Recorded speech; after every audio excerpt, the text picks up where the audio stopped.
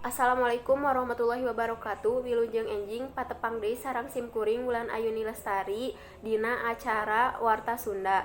Di dieu simkuring bade ngadugikeun anu ngeunaan tomat momotaro dibudidayakeun di Lembang. Tomat teh beda-beda tu rea rupana. Di sageudeungeun tomat nu ilahar dijual di pasar tradisional kiwari aya tomat nu beda tea nyaeta tomat momotaro.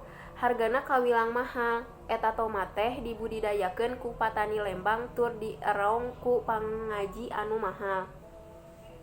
Tomat teh salah sahiji bung-buahan nu ilahar dijadikeun bahan sayureun atawa sambeleun. Sakapeung tomat ge ilahar dikonsumsi langsung pikeun bibilas 1 tas dahar. Hargana kawilang murah, bisa dibeli di pasar tradisional kiwari aya tomat momotaro.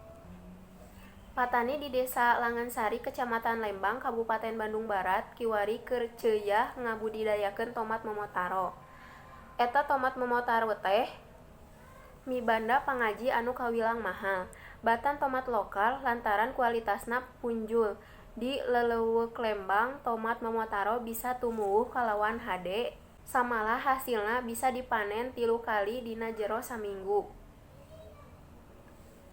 Parang mangsana panen, ngupu tomat momotaro teh henteu bisa sagawayah, kudu luyuk kana aturan sangkan bisa awet turta pangajina bisa tetep punjul.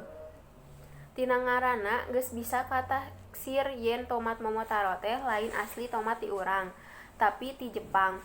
Tumuwuhna tomat momotaro kawilang langka di Indonesia lantaran kudu ngaluyukeun jeung hawa katut lingkungan di Indonesia.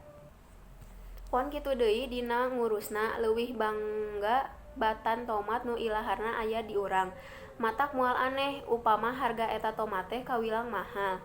Eta hal diebrehkeun ku salah saurang patani tomat momotaro di Lembang.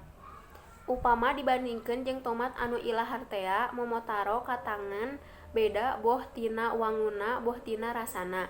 Pon kitu deui hargana. Harga tomat momotaro jauh leuwih mahal batan tomat sejena. Harga tomat momotaro bisa nepi ka 20.000 dina sakilona. Eta tomat teh rea dijual di supermarket di Jawa Barat. Mung sakitu anu tiasa ku simkuring didugikeun. Wassalamualaikum warahmatullahi wabarakatuh.